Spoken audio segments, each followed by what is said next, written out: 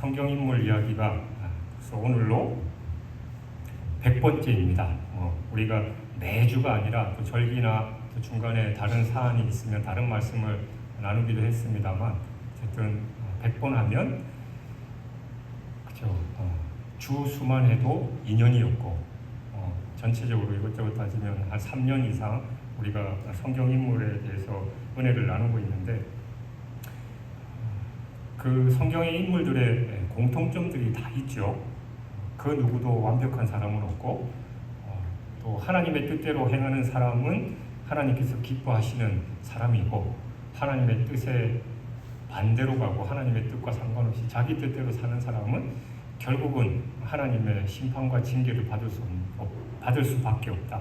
이게 성경의 가장 기본적인 진리예요. 근데 중요한 건 우리는 다 내가 하나님의 뜻대로 살아가고 있다라고 착각하는 경우가 많이 있다는 겁니다. 그래서 여러 성경 인물들의 삶을 바라보면서 그들의 삶을 내 자신의 거울로 삼아서 내 모습이 어떤지, 그들의 좋은 점들, 또 그들의 단점들, 내가 배워야 하고 또 반면교사 삼아야 하는 것이 무엇인지를 우리가 깊이 묵상하면서 무엇보다도 하나님의 뜻대로 살아가는 우리의 삶이 되어야 될 줄 믿습니다. 북왕국 이스라엘의 왕 아합은 이 사돈 관계인 남유다의 여호사밧에게 길르앗 라못으로 가서 그것을 치자라는 제안을 합니다. 이에 여호사밧은 출전에 앞서서 가기 위해서는 하나님의 뜻을 물어봐야 되는 거 아니냐라고 아합에게 요청했고, 아합은 궁중 선지자 400명에게 그 하나님의 뜻을 구했습니다. 선지자들 모두 한결같이 걱정하지 마십시오, 승리할 수 있습니다 라고 장담을 합니다. 물론 이들은 아합을 심판하기 위한 하나님의 뜻을 수행하고자 하는 이 거짓말하는 영이 그들의 입에 거짓을 넣어준 결과로서 아합을 꿰인 것입니다.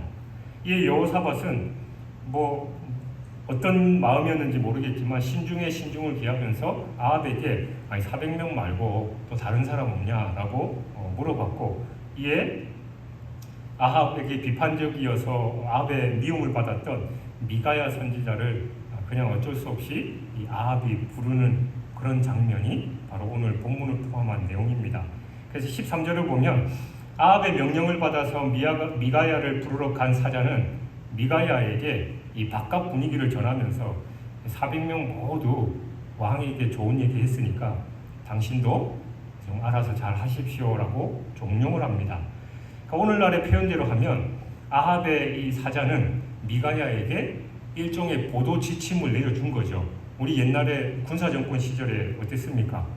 언론 통제의 일환으로서 보도자료를 미리 그 정권에서 주면서 뉴스를 이렇게 하라라고 그렇게 얘기를 했었습니다. 이를 보면 이 시대를 불문하고 이와 같은 권력에 의한 언론 통제는 불의한 정권의 공통적인 특징입니다. 그런데 이처럼 권력자들이 언론을 통제하거나 조작하는 이유는 단 한 가지죠. 곧 국민들의 눈과 귀를 가려서 진실을 알지 못하도록 함으로써 자기들의 권력과 기득권을 계속해서 유지하기 위함입니다.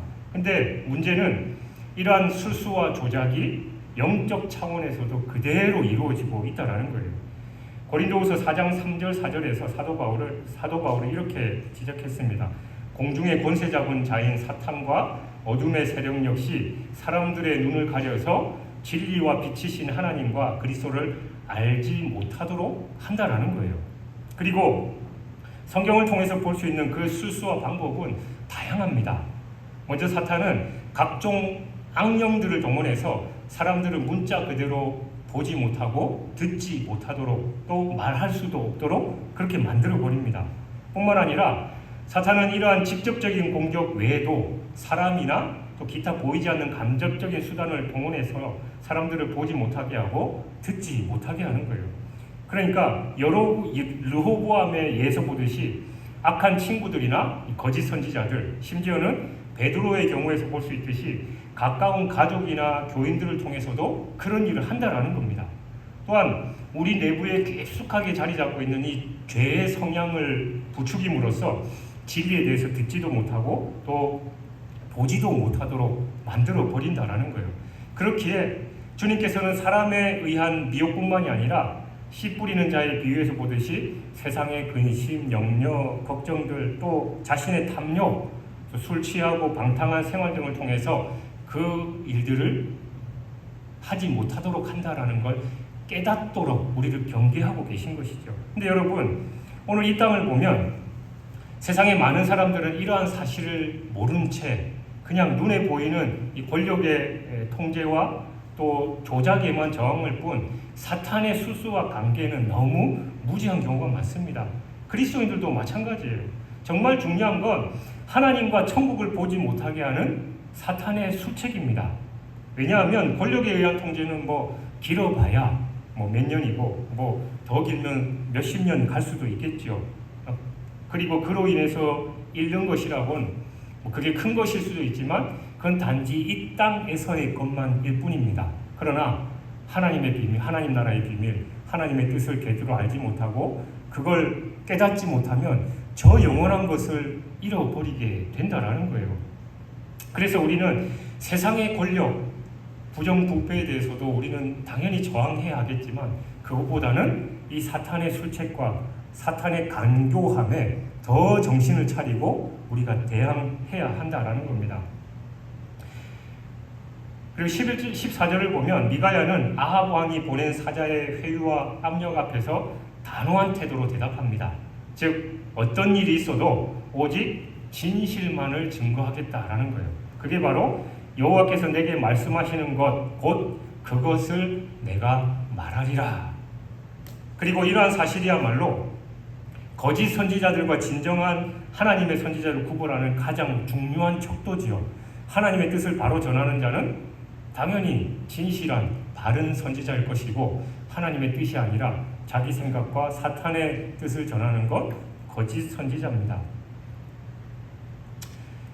바울도 갈라디아서 1장 10절에서 다른 복음은 없다라고 말하면서 사람들에게 좋게 하랴 하나님을 좋게 하랴라고 역설했어요. 여러분, 우리가 만약 진정한 하나님의 종이라면 반드시 받은 계시와 말씀에 따라서 그것만을 정직하게 선포해야 하는데 사실 이게 쉬운 게 아닙니다. 왜냐하면 때로는 우리 인간들이 받은 계시보다 상황에 따라서 또 분위기에 따라서 말씀을 과장하거나 축소, 심지어는 왜곡하기가 쉽기 때문입니다. 저도 목회자의 길을 걷고 있습니다만 하나님의 말씀 그대로 여러분 각자에게 또 교회 공동체에게 그대로 전하면 이 자리에 못 서 있는 경우가 많이 있죠. 일반적인 그런 분위기가 돼 있어요. 여러분 제대로 정신 차려야 됩니다. 또 하나님의 뜻이 이겁니다라고 하면 늘 하는 얘기가 교회 오면 좀 좋은 얘기하고 은혜 받는 얘기하고 축복받는 얘기를 하지 맨날 심판 얘기하고 불편하게 그렇게 만드냐고. 좋은 게 좋은 거 아닙니까? 은혜대로 합시다. 그러니까 은혜라는 말이 그건 오직 죽을 수밖에 없는 죄인인 우리를 십자가에서 죽으시고 우리를 구원해 주신 그 하나님의 은혜에만 써야 되는 단어예요. 근데 오늘날 은혜는 그죠. 사람 이름 우리 박은혜 집사님도 계시지만 은혜라는 단어가 얼마나 좋은 단어입니까? 근데 일반적으로 교회에서는 대충 그냥 넘어가면 되지 뭘 그렇게 꼬치꼬치 그렇게 깐깐하게 구냐라는 말로 변질되어서 사용되는 경우가 너무 많다라는 거예요. 여러분, 이 사도 바울의 말같이 사람들에게 좋게 해야 되는 겁니까? 하나님에게 좋게 해야 되는 겁니까? 그러니까 저는 목회자로서 걸어가면서 늘 그런 고민이에요. 하나님의 뜻대로 바르게 가르쳐야 되는데 사실 현실이 그게 아니니까 죄송한 말씀입니다만 저도 그러지 못할 때가 많습니다. 예전에도 제 간증 고백했잖아요. 아유, 내가 그래봐야 서로 힘들고 그런데 좋은 게 좋으니까 그렇게 그냥 기쁘게 좋은 얘기하면서 신앙생활 하면 되지 했는데 하나님이 어느 날 새벽에 제게 말씀을 주시는 거예요. 에스겔 3장 17절 내가 너를 파수꾼으로 세웠는데 내가 내게 주는 말을 하지 않으면 그 책임 너한테 묻겠다. 다만 그 얘기하면 그 얘기를 듣지 않는 그 백성들, 성도들한테 내가 물을 테니까 너는 네 일만 하면 된다라는 그 음성을 주시더라고요. 그래서 제가 그때 화들짝해서 하나님의 뜻대로 연약하지만 하나님 힘 주십시오라고 기도하면서 결단했던 적이 있는데 여러분 마찬가지입니다. 그래서 저를 위해서 기도해 주셔야 돼요. 제가 여러분들한테 사탕 발린 얘기, 좋은 얘기 얼마든지 할 수 있습니다. 서로 좋은 게 좋은 거잖아요. 그러나 그게 죽음의 길로 가는 길이라면 저뿐만이 아니라 저는 당연히 그에 합당한 그 징책 또 심판을 하나님으로 받겠지만 여러분들도 마찬가지잖아요. 그래서 오늘날 그 많은 이단들, 잘못 곁길로 가는 그 종교단체들이 어떻습니까? 영적 지도자를 잘못 만나서 그렇잖아요. 제가 조금만 꺾이면 여러분들도 영적으로 어려워질 수 있다는 걸 기억하시고, 그래서 영적 지도자를 위해서, 그래서 제가 날마다 기도회 때마다 새벽마다 한국교회 영적 지도자들을 위해서 기도해 달라고 하는 게 바로 그거예요. 그래서 우리는 마음대로 내가 원하는 대로가 아니라 하나님의 뜻대로 가도록 그렇게 늘 자신을 위해서 기도해야 합니다. 또 반대로 마음에 좋게 하는 그런 얘기만이 아니라 자기 생각대로 또 자기 멋대로 덧붙이는 경우가 있어요. 하나님의 말씀을 그대로 전하지 않는 것도 문제이지만 하나님의 말씀은 이건데 자기 생각을 덧붙여서 전하는 것도 문제입니다. 심각한 문제입니다. 오늘날 이단들이 보통 그렇죠. 하나님의 말씀을 가지고 거기에 더 붙여가지고 자기의 사욕을 쫓아서 그렇게 가르치고 성도라고 하기도 좀 그렇지만 그 집단 단체들을 쇠뇌시키는 경우가 있다라는 거예요. 그래서 우리는 하나님의 말씀을 받은 그대로 가감하지 않고 그대로 전해야 됩니다. 거기는 능력이 있기 때문에. 그래서 저는 때로는 지금까지 그런 적은 없지만 말씀을 제가 묵상하고 또 해석하고 나름대로 이런저런 책이나 또 주석들을 참고하면서 말씀을 전하는 것도 당연히 필요하지만 어떨 때는 그냥 말씀 그대로를 읽는 것도 참 좋겠다라는 생각을 많이 해요. 그래서 그 생각으로 우리가 새벽에 공동체 성경 읽기를 하고 그것만 들면 그 담임 목사 너는 뭐하냐 그냥 가만 앉아서 읽냐라는 소리를 할까봐 그런 건 농담입니다만 어쨌든 그에 대한 5분에서 그 정도 짧게 제가 그 말씀을 나누기도 합니다만 하나님의 말씀을 그대로 받는 게 참 중요해요. 그때 성령의 역사가 임합니다. 여러분들도 하나님의 말씀을 여러분의 생각과 또 상황에 따라 가감하지 말고 그대로 받아들이시되 받고 순종해서 하나님의 은혜를 누리는 여러분이 되시길 주님의 이름으로 축원합니다. 또 15절을 보면 미가야는 길르앗 라못으로 가야 되는가를 묻는 아합의 질문에 400인의 거짓 선지자들처럼 올라가서 승리를 얻으라라고 그렇게 말합니다. 물론 이는 선포할 진정한 메시지보다 그것을 보다 선명하게 부각시키기 위해서 반어적인 표현을 쓴 거예요. 올라가십시오. 하나님이 승리하게 해주실 겁니다. 그러니까 아합이 뭐라고 그럽니까? 그 말을 듣기를 원했지만 너 바른 말 안 할래? 바른 말 안 하면 가만 안 둔다. 너 맨날 똑바른 말 하더니 오늘 왜 비꼬고 그래? 그걸 알았으니까 그런 얘기를 하겠죠. 그러자 바른 말을 해도 결국은 아합은 듣지를 않습니다만 어쨌든 그런 상황들 가운데 우리가 기억해야 할 것은 하나님은 이런 일들을 실질적으로도 허락하신다는 거예요. 여러분 가룟 유다가 예수님을 팔 걸 예수님이 알고 계셨죠. 최후의 만찬뿐만이 아니라 예수님은 가룟 유다에게 여러 번 기회를 주셨습니다. 근데 가룟 유다는 하나님께서 주시는 그 기회를 듣고 돌이키지 않고 계속해서 죄악의 길로 가자 마지막 때 예수님이 뭐라고 합니까? 내가 하는 일을 속히 하라. 그 예수님이 하지 못하도록 뜯어 말려야지 왜 그냥 놔두시냐? 우리가 의아해할 수 있습니다만 하나님은 우리가 죄악의 길에서 돌이키기를 원하시고 여러 가지 상황과 말씀으로 또 우리에게 알려주시되 그것을 우리가 끝까지 돌이키지 않고 계속 가면 그냥 내버려 두셔요. 우리가 로마서 말씀을 묵상하면서 같이 나눴었잖아요. 이걸 신학적인 용어로 하나님의 육이라고 합니다.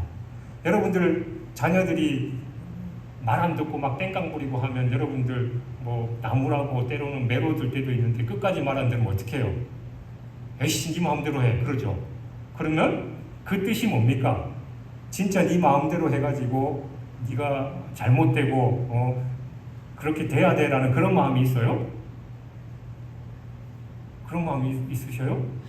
네가 그래 해봐라. 그게 제대로 되는지 너가 해봐야 정신 차리지 이런 마음이 있잖아요. 하나님도 마찬가지입니다. 돌이키라 그렇게 말씀을 하셨음에도 불구하고 끝까지 안 돌이키면 그래 네가 하고 싶은 대로 해봐. 결과가 어떤가. 이게 이 하나님의 유기가 어쩔 때 보면 하나님의 책망과 심판보다 더 무서운 거예요. 하나님이 책망하고 심판하시면 돌아올 기회라도 있는데 그냥 내버려 두시면 그게 하나님의 더 무서운 심판이다라는 걸 우리는 기억하고 우리의 삶에서 힘들고 어려운 일이 닥치면 오히려 감사하면서 하나님의 뜻을 묻고 내 삶을 돌이켜야 됩니다. 하나님도 포기하시게 하도록 하면 안 된다라는 거예요. 또 23절을 보면 미가야는 지금까지 했던 모든 예언의 결론으로 두 가지 중요한 사실을 말하고 있습니다. 곧 하나님께서 거짓 선지자들의 입에 거짓말하는 영을 넣으셨으므로 아합이 들었던 선지자들의 모든 예언은 사실상 거짓이다라는 거, 그리고 하나님께서 아합에 대해서 화를 말씀하셨다라는 겁니다. 이렇게 볼 때 아합에 대한 양자택일의 선택을 촉구하는 최후 통첩인 겁니다. 즉 미가야의 선포에 따라서 회개하고 하나님께로 돌아와서 생명을 보존할 것이냐, 아니면 거짓 선지자들의 말을 듣고 전쟁터에 나가서 죽음을 맞이할 것이냐라는 겁니다. 그런데 이후의 기록을 보면 아합은 미가야를 옥에 가두고 거짓 선지자들의 말을 따라서 전쟁터로 가고 말았죠. 그리고 결국 미가야의 예언대로 시체가 되어서 돌아오고 말았습니다. 여러분, 이를 보면 아합의 죽음은 하나님에 의해서라기보다도 스스로 자초한 겁니다. 그러니까 우리가 신앙생활하면서 주의해야 될 것 중에 하나가 바로 그겁니다. 우리는 내가 잘못하고 내가 자초해서 고난받고 고통 가운데 있으면서 때로는 하나님을 원망할 때가 있어요. 분명히 하나님이 그리로 가면 안 된다, 그러면 큰일 난다라고 말씀을 하시고 경고하셨음에도 불구하고 지가 가놓고 하나님 왜 나한테 이런 상황을 주십니까? 라고 원망하는 경우가 있다는 겁니다. 그래서 우리는 하나님께서 분명 바른 길로 갈 거냐 그렇지 않거냐 라고 우리에게 선택을 주셨을 때 하나님의 뜻에 순종해야 되는 것이죠. 신명기 30장 15절 이하에 보면 이제 모세가 약속의 땅을 바라보면서 설교를 하잖아요. 그때 그 핵심이 뭡니까? 계속해서 얘기하는 게, 보라 내가 오늘날 생명과 복, 사망과 화를 내 앞에 두었나니 선택하라. 너네가 선택한 대로 그 생명과 복이 올 것이고 아니면 사망과 화를 맞게 될 거다. 그게 너네들 앞에 있으니까 선택하라라고 그렇게 얘기합니다. 때문에 예레미야 선지자는 이스라엘의 이러한 하나님의 말씀에도 불구하고 끝까지 이방을 쫓아서 죄악의 길로 가다가 참혹당한 그 모습을 보면서 그 애가 예레미야 선지자가 그 애가를 통해서 3장 39절에 이렇게 얘기합니다. 살아있는 사람은 자기 죄들 때문에 벌을 받나니 어찌 원망하랴라고 통곡했습니다. 여러분, 우리는 이상을 통해서 우리의 모든 행위와 삶에 대한 궁극적인 책임은 저 하늘이나 땅에 있는 것도 아니고 길을 가는 저 누군가, 그리고 우리는 남 탓하기 잘하죠. 너 때문이야. 조상 탓하기도 잘하는데 그게 아니라 그 누구도 아니라 오직 우리 자신의 결단과 판단에 의한 결과다라는 걸 우리는 분명히 기억해야 됩니다. 그래서 날마다 두렵고 떨리는 마음으로 삼가는 가운데 어찌하든지 이 땅을 살아가는 동안 진리와 생명의 씨앗을 힘써 뿌림으로써 뿌린 대로 거두게 하시는 하나님의 섭리에 따라서 우리가 말 그대로 풍성한 생명과 은혜를 누려야 될 줄 믿습니다. 그리고 24절을 보면 미가야의 예언에 대해 거짓 선지자들의 우두머리라고 할 수 있는 시드기야의 반응이 기록되어 있습니다. 근데 이 미가야의 예언에 대해서 민감하게 반응했던 그의 모습 속에서 우리는 정말 성도라면 해서는 안 될 이 두 가지의 두드러진 특징을 발견할 수 있는데, 우리 성도들은 어떠한 경우에 또 이러한 그의 모습을 보면서 반면교사로 삼아서 우리의 바른 모습을 이 어떤지를 제대로 배워야 합니다. 먼저 이 24절의 후반절을 보면 시드기야는 거짓말하는 영이 아합의 선지자들의 입에 있다라는 이 미가야의 말에 대해서 여호와의 영이 나를 떠나 어디로 가서 내게 말씀하시더냐라고 그렇게 말합니다. 그러니까 이게 어떤 말이에요? 하나님의 영을 무시하는 엄청난 교만이 숨어있는 표현이잖아요. 마치 하나님의 영을 자기가 독점하고 있는 듯이, 야, 하나님이 그런 얘기하시면 당연히 나한테도 먼저 해주실 텐데 무슨 그런 소리를 하냐? 나를 거치지 않고 그런 얘기하는 게 있을 수가 없다라고 하는 그런 영적인 교만이 포함되어 있죠. 그러니까 하나님의 영은 자기 허락 없이는 뭐 한 걸음도 움직일 수 없다라는 그런 생각을 갖고 있다라는 거예요. 근데 여러분, 우리가 익히 아는 대로 하나님의 영은 바람처럼 자유롭고 그 누구의 제한이나 속박도 받지 않으며 주권적으로 범사를 행하시는 분입니다. 따라서 이것만 보더라도 이 시드기야는 교만과 아울러서 하나님의 영이 정말 어떤 분이신지를 제대로 알지 못하는 그 초보적인 지식도 없는 거짓 선지자인 것을 금방 알 수 있는 거예요. 그런데 계속해서 보면 그는 단지 이러한 말에 그치지 않고 어떻게 합니까? 미가야의 뺨까지 때리는 거예요. 근데 중요한 건 여러분, 이 미가야의 예언에 대한 수치심이나 분노 때문만이 아니라 이 모든 사람이 보는 가운데 이러한 행동을 함으로써 자기의 위신까지도 높이려는 불신한 의도가 있는 거예요. 내가 어떤 사람인데 하면서 뺨을 때리면서 자기가 훨씬 우월하다는 걸 보여주는데, 근데 중요한 건 여러분, 여기가 어느 안전입니까? 북왕국 이스라엘과 남왕국 유다의 왕들이 앉아있는 자리예요. 그리고 선지자들도 같이 있을 거 아니에요. 그러니까 우리가 흔히 여러분들 자녀들이 싸울 때 보면 그 부모 앞에서 치고받고 싸우면 여러분들 마음이 어떠셔요? 이것들이 어떻게 됐나, 어디 감히 부모 앞에서, 그죠? 싸울 수는 있는데, 그러면 그런 행위 자체가 부모를 무시하는 행위잖아요. 부모 앞에서 싸운다는. 마찬가지로 이 절대 왕권 시대에 왕 앞에서 감히 지가 뺨을 때리는 그 행위는 가장 먼저는 하나님을 무시하는 행위고, 이 두 왕도 안중에도 없는 그런 교만한 모습, 그런 시드기야의 모습이 있다라는 겁니다. 그래서 여러분, 우리가 신앙생활하면서 이런 경우가 자주 있어요. 내 신앙만, 내 방법만 맞고 다른 사람은 다 틀렸다라고 하면서 자기 걸 강조하고 남 걸 무시하는 그런 경우가 왕왕 있습니다. 저도 목회하면서 그런 거 많이 겪어요. 하다 보면 목사님이 잘 몰라서 그렇다고, 원래 그런 게 아니라고 이러면서 자기 얘기를 해요. 그래서 아니 그게 아니고 여차하고 말씀이 이렇고 그랬다. 무슨 소리를 하시니, 듣지도 않습니다. 그냥 그렇게 자기 뜻대로 해버리는 거예요. 그러니까 영적으로 교만한 거예요. 그러니까 하나님 앞에서 목회자의 생각과 그런 거 그냥 무시해버리고, 의견이 다를 수 있죠. 그러면 어떤 게 맞는 건지 회의를 통해서 또 그래서 끝까지 충돌이 되면 우리 시간을 가지고 기도해보고 그렇게 결정하는 게 좋겠습니다 하는데, 듣지도 않고 무시해버리고 그렇게 하면 그게 영적으로 교만하고 하나님마저도 무시하는 그런 교만의 죄를 우리가 하나님 앞에서 범하면 안 된다라는 거예요. 시드기야가 전형적인 그런 모습이었던 거예요. 그러니까 미가야는 자신에게 난폭한 말과 뺨까지 치는 시드기야와 같은 행동 앞에서 어떻게 대응합니까? 여러분은 어떻게 하시겠어요? 갖은 모욕을 당하고 뺨까지 맞았으면 그래 오늘 너 죽고 나 죽자 하면서 멱살 잡고 한판 했을 텐데, 미가야는 그냥 내가 골방에 들어가 숨는 그날에 보리라, 나중에 보자, 그냥 그러고 말 끊는 겁니다.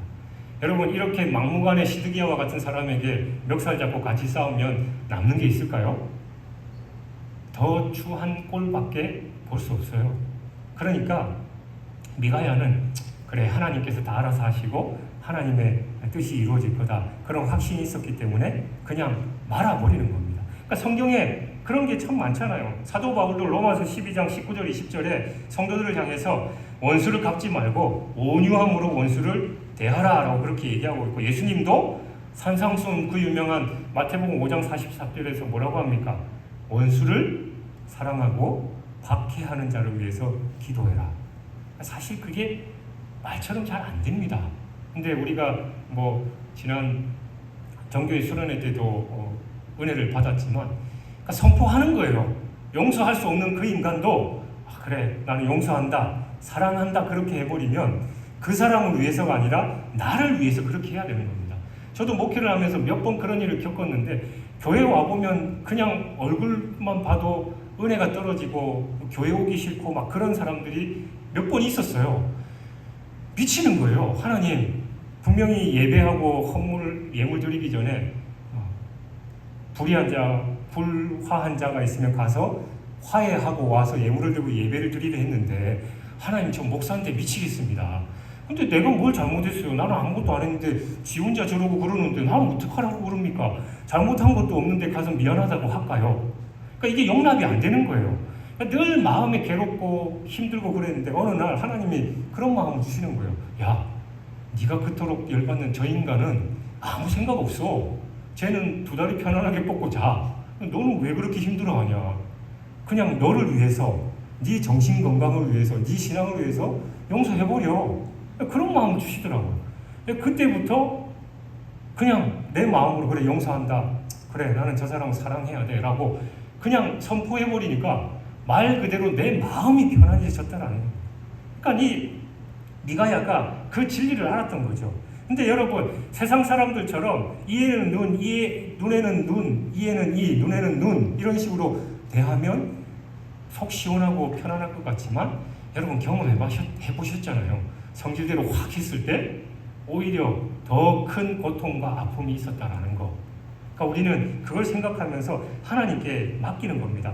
잘 안 되죠. 근데 다윗이 어땠습니까? 자기를 죽이려는 그 사울을 끝까지 하나님께 맡기고 하나님께서 기름 부은 왕은 내가 손대지 않는다라고 했을 때 나중에 사울이 그걸 깨닫고 뭐라고 합니까? 사무엘상 24장 17절에 보면 나는 너를 학대하되 너는 나를 선대하니 너는 나보다 의롭도다. 그리고 결국은 하나님께서 전장에서 사울을 그냥 알아서 처리하셨습니다. 여러분 그래서 우리는 성경에 있는 그대로 내 성질대로는 안 되지만 오른뺨을 치면 왼뺨을 댈 때 하나님께서 일하시고 하나님께서 역사하신다라는 그 진리를 알고 악에게 선으로 승리하는 여러분이 되시길 주님의 이름으로 축원합니다. 미가야와 시드기야의 설전을 지켜보던 아합은 결국은 시드기야의 손을 들어주는 한편 미가야에 대해서는 혹독한 형벌을 가하도록 명령합니다. 그리고 자신이 전쟁터에서 돌아올 때까지 미가야로 하여금 고생의 떡과 고생의 물을 먹이도록 했는데 이는 이 원문상으로는 아주 적은 양과 적은 떡을 물을 의미하는 거로 전쟁포로나 감옥에 갇힌 죄수들이 먹는 적은 양의 거친 음식을 의미하는 거예요. 그러니까 죽지 않을 만큼만 음식을 주는 그런 상황입니다. 그러니까 미가야는 오직 진실만을 말했다라는 그 이유 때문에 우리가 칭찬이나 훈장을 받기는커녕 공개된 장소에서 뺨을 맞고 그 수모와 함께 옥에 갇히는 그런 고난을 겪어야만 했습니다. 그런데 바로 이러한 미가야의 모습은 악한 자가 통치하는 이 세상에서 믿음과 진리를 지키려는 자가 어떠한 대접을 받는가를 극명하게 보여주는 단적인 예입니다. 따라서 이러한 점에서 보면 우리가 성경 속에서 미가야와 같은 수많은 하나님의 백성들과 또 그 종들이 그와 동일한 고난을 겪는 것을 발견하는 일은 결코 놀라운 일이 아니죠. 그런 분들이 성경에 너무 많이 기록되어 있습니다. 그러니까 왜냐하면 지금도 그러한 일이 계속되고 있는데 그 이유가 뭐냐? 주님의 재림으로 인해서 완전히 멸망하기까지는 여전히 사탄이 세상의 권세 잡은 영으로 활동하고 있기 때문이에요. 그래서 설령 믿음을 지키고 진리를 전함으로써 그러한 일들을 당할지라도 우리는 이상하거나 낙심할 필요가 없습니다. 왜냐하면 그게 당연한 겁니다. 여러분 눈 하나 있는 나라에 가서 눈 두 개 있는 사람이 잘못된 거예요. 당연히. 세상이 악한 세상에서 진리의 말씀을 고수하면서 하나님의 뜻대로 살아가면 그 사람이 비정상이라서 갖은 불이익과 고난을 당할 수밖에 없는 겁니다. 오늘 본문의 내용만 봐요. 400대 1 말이 됩니까? 누가 봐도 400명의 선지자, 저 사람들도 하나님의 선지자로 부름받은 사람들이에요. 그러니까 여러분 이 자리에 와가지고 그 한국교회 모든 목사님들이 이 얘기를 하는데 저 혼자 이 얘기를 하면 여러분들 뭐라고 하겠어요? 조 목사가 드디어 돌았구나, 이제 갈 때까지 갔구나, 그러면서 이제 그렇게 안타깝게 생각하겠죠. 근데 물론 하나님께서 어쨌든 그 모든 걸 다 차치하더라도 이 한 명의 목회자가 바른 얘기를 하게끔 하셨다면 우리가 상식적으로 400명 말 듣지 한 명 말 안 듣잖아요. 그러니까 그런 상황이다라는 겁니다. 그래도 우리가 진정 진리 안에서 하나님의 뜻 안에 거하는 게 중요해요. 그리고 성령께서 하나님의 뜻을 깨닫게 해주시도록, 그래서 그 길을, 진리의 길을 고수하고 어떤 고난에서도 흔들리지 않는 믿음을 달라라고 하는 겁니다. 우리 배민희 집사님하고 얘기하면서 그런 얘기를 해요. 예전에 처음에 남편이 힘들었을 때 하나님이 확신을 주셨대요. 그래서 하나님이 나를 너무 사랑하고 또 이 모든 걸 인도하신다는 그런 확신을 줬는데, 요즘 들어서 그 확신이 점점 약해지고 또 아니다라는 생각도 든대요. 그러면서 자기는 계속해서 사탄은 자기와 하나님을 떨어뜨리려고 계속하고, 하나님은 아니다, 그래도 나를 신뢰하라고 그런 얘기를 하는데, 당연히 하나님을 신뢰하는 게 맞는데 하면서 너무 힘드니까 이쪽으로 간다라는 거예요. 아는데 그게 안 된다는. 그러면서 그런 얘기를 해요. 왜 하나님은 내가 뭐 믿음이 대단한 것도 아니고 내가 그런 것도 아닌데 하나님 왜 나를 그렇게 못 잡고 안 놓아주실까요? 그리고 사탄은 다른 사람들도 많은데 왜 나를 이렇게 힘들게 할까요? 그냥 놔두면 안 될까요? 그런 얘기를 하는 거예요. 여러분들도 그런 생각 하시잖아요. 왜 나만 겪는 고난이냐고. 하나님, 딴 사람들은 잘 먹고 잘 사는 것 같고 신앙생활 편안하게 하는 것 같은데 왜 나는 이런 일을 겪어야 됩니까? 그런 생각 하실 때 있으시잖아요. 그게 왜예요? 하나님은 다른 것보다 여러분의 관심이 있으신 겁니다. 여러분을 사랑하시는 거예요. 여러분을 천하보다 귀한 영혼이기 때문에 여러분은 한 영혼을 그렇게 귀하게 여기시는 겁니다. 그리고 계속해서 제가 말씀하지만 사탄은 자기 일이기 때문에 열심히 그 일을 합니다. 천하보다 그 귀한 영혼이 낙심하도록, 실족하도록, 하나님과 떨어지도록 일을 해야 되는 게 사탄의 생리예요. 여러분, 제가 목사인데 저한테 설교하지 말고 성도들 신방하거나 기도하지 말고 그냥 그래도 뭐 사례비 줄 테니까 걱정하지 말고 그냥 교회 그냥 관리나 하고 뭐 적당하게 그렇게만 하면 되지 뭘 그렇게 그러냐고. 설교도 별로 못하면서 유튜브에 보면 설교 좋은 거 많고 그러니까 그냥 당신은 그냥 우리 교회나 잘 관리하고 어려움 없도록 하십시오라고 하면 저는 그렇게 하는 게 맞아요? 그렇게 하려면 돈 많이 주는 더 큰 교회가 관리집사 하면 되죠. 하면 되잖아요. 저는 목사로서 하나님께서 이 교회에 보내셨기 때문에 말씀을 전하고 여러분들을 목양하는 게 제 일입니다. 예수님께서 베드로에게 내 양을 먹이라 하셨던 것처럼 하나님의 양인 여러분들을 섬기는 게 제 일이에요. 그러니까 그렇듯이 사탄은 그 일을 하는 게 당연합니다. 근데 중요한 건 사탄이 그 일을 안 하는 사람이 더 문제예요. 하나님이 포기하고 사탄까지 포기한 인생이 얼마나 안타깝습니까? 여러분에게 고난과 환난과 신앙생활을 함에 있어서 어려움이 있으면 하나님이 여러분을 끝까지 지키시고 보호하시는데 사탄 역시 자기 일을 열심히 한다는. 다만 우리가 착각해서는 안 되는 게, 우리는 흔히 하나님과 사탄을 동등한 권력자로 생각해요. 그래서 늘 하나님과 이 사탄이 싸우는데 우리는 중간에서 이러지도 못하고 저러지도 못하고 힘들어한다고 생각하는데, 여러분 착각입니다. 사탄은 하나님한테는 게임이 안 되는 존재예요. 우리 요한계시록 우리가 살펴보고 있잖아요. 사탄이 우리를 시험하고 우리에게 고난을 주는 것도 하나님의 허락이 있어야만 가능합니다. 하나님이 그냥 내버려 두시는 거예요. 그리고 우리를 지키시고 그 사탄의 시험과 환난에서 우리가 극복해서 승리해서 영적으로 성장하도록 원하시기 때문에 그렇게 하시는 겁니다. 그러니까 우리는 그 신실하신 하나님을 믿고 나아갈 때 하나님께서 우리를 지켜 보호해 주실 줄 믿습니다. 미가야는 하나님의 선지자죠. 우리가 짧은 본문에 국한되어 있는 그의 삶에 관한 기록만 볼 때 한편으로는 그 삶의 고난과 시련으로 가득 찬, 어떻게 보면 참 선지자지만 불쌍한 인생이구나.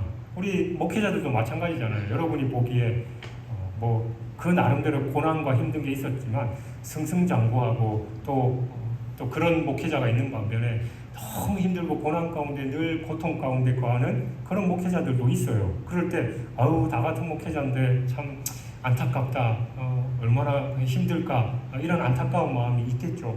미가야도 그런 모습입니다. 그리고 아합으로부터 멸시와 핍박을 받고 진실을 말했다라는 이유만으로 공개 장소에서 모함을 당하고 뺨 맞는 그런 수욕을 겪고 말았습니다. 그러니까 이러한 그를 돕거나 동정하는 사람은 아무도 없었어요. 오직 그 한 사람만이었습니다. 따라서 이러한 점만 생각한다면 미가야는 참으로 고독하고 시련으로 가득 찬 삶을 살아간 불쌍한 사람임이 분명합니다. 그러나 사실 미가야는 그 누구보다도 큰 하나님의 은혜 가운데 산 사람이었습니다. 오늘 본문에 보면 그가 계시를 통해서 하늘의 모습을 보잖아요. 하나님께서 주재하시는 천상의 광경을 봅니다. 그죠? 그 천사들이 또 와가지고 그런 천상의 모습을 보면서 미가야는 이런 그 천상의 광경을 보면서 모든 진리와 도의 근원이신 하나님과 그 나라를 보았으니까 그야말로 어떻게 보면 이 사도 바울이 3층 천까지 올라가서 그 세계를 봤듯이 야, 하나님이 살아계시는구나. 하나님께서 그 모든 것을 역사하고 계시는구나. 저 400명을 미혹해서 하나님께서 아합을 심판하고 하시는구나라는 걸 모두 깨닫게 된 거예요. 그 진리를 알았을 때 미가의 심정이 어땠을까요? 소름 돋지 않았겠어요? 이야, 하나님이 저 엄청난 하늘의 비밀을 내게 보이셨구나. 그래서 비록 모함을 당하고 뺨 맞지만 미가야는 끄떡없었습니다. 왜냐하면 그 모든 게 하나님의 섭리라는 걸 자신만 알고 있었기 때문이에요. 그래서 그는 그 고난 앞에서 당당할 수 있었고 뺨 맞아도 뭐 그래 봐야 소용없어 라고 하는 마음이 있었던 거죠. 그래서 미가야만큼 영적으로 자유롭고 행복한 삶을 산 사람도 드물 겁니다. 여러분, 우리가 말씀을 읽고 하나님의 은혜를 체험하다 보면 그냥 전율이 오는 경우가 참 많이 있어요. 그러니까 다른 사람은 아무도 모르는데 우리 그 정교회 수련회 가서 집회할 때 그 이명관 목사님이 그런 말씀 가끔 하셨잖아요. 여러분은 모르시오? 나는 그런 걸 겪은 사람입니다. 그러니까 뭐 어떻게 보면 자기 잘난 척하나 이런 마음이 들 수도 있지만 진정 하나님 앞에서 그 전율하는 은혜를 경험한 사람들은 그런 고백을 하게 돼요. 사도 바울과 스데반이 어땠어요?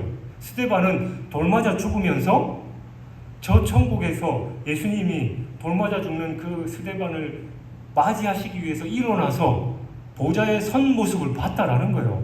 그 돌 맞았을 때 얼마나 아팠겠어요. 깨지고 죽을 만큼 돌을 맞았으니까. 그럼에도 불구하고 그 천상의 주님의 모습을 보니까 끄떡없었습니다. 그래서 그 얼굴이 환하게 빛날 수 있었다라는 거죠. 사랑하는 여러분, 미가야는 하나님의 계시의 말씀을 맡은 자로서 아합의 서슬퍼런 위협에도 결코 굴하지 않고 하나님의 말씀을 과감하게 전했습니다. 그로 인해서 많은 환난과 고난과 핍박을 받았습니다. 그러나 그는 천상의 모습을 보면서 하나님의 뜻을 온전히 깨닫고 그 상황과 형편 속에서 굴하지 않고 하나님 앞에 당당했습니다. 그러면서 뭐라고 합니까? 아합이 내가 돌아올 때까지 저거 감옥에 가둬라, 내가 갔다 와서 저거 혼내주겠다라고 했을 때 미가야가 뭐라고 그래요? 뭐 그렇게 되는지 한번 봅시다 라고 얘기하는데 왕이 말하는 것처럼 절대 그렇게 되지 않을 겁니다 라고 하면서 28절에 보면 그 뒤에 뭐라고 합니까? 백성들아 다 들을지어다. 백성들한테 선포하는 거예요. 너네들 보고 있지? 지금은 내가 이상한 사람 같고 그렇지만 하나님께서 당신의 뜻을 어떻게 행하시는지 너네들 봐라. 하나님의 뜻이다 라고 그렇게 강하게 선포하는 겁니다. 여러분, 우리가 세상을 살아가면서 하나님의 뜻을 선포하고 전해야 될 사명자로서 걸어가고 있어요. 근데 여러분 주변의 사람들이 전도하거나 아니면 성경 말씀을 얘기할 때 사람들이 아이고 그래 진리의 말씀을 전해주니 고맙습니다라고 그렇게 얘기하나요? 이 사람이 지금 무슨 이상한 소리를 하고 대도 하는 소리, 내 교회 가서는 하라고 그런 얘기 하죠. 그러면 우리 위축돼서 잘 안 하게 됩니다. 목사인 저도 어디 나가서 아유 목사입니다. 그래서 교제하면서 복음 전하기보다도 저 사람이 내가 목사인 거를 그냥 모르고 그냥 굳이 내가 목사라고 말할 필요가 뭐 있겠냐. 이런 모습들이 많이 있는 게 현실적인 우리의 모습이에요. 그러나 여러분, 우리는 과감하게 핍박을 받더라도 그들에게 가서 전해야 됩니다. 그게 하나님의 뜻이기 때문이에요. 그리고 그렇지 않으면 그들은 다 심판받아 멸망받는 존재이기 때문에 그들을 구원하고 살려야 될 사명을 우리가 제대로 감당해야 되는 겁니다. 그러나 중요한 건 핍박과 환난이 당연히 있습니다. 미가야가 그랬잖아요. 그러나 그 하나님의 역사하신 하나님의 뜻을 온전히 깨닫고 정말 말씀을 맡은 자로서 또 사명을 맡은 자로서 그 일을 충성되이 잘 감당해 하나님의 뜻을 이루고 하나님께 영광 돌리는 저와 여러분이 되시길 주님의 이름으로 축원합니다.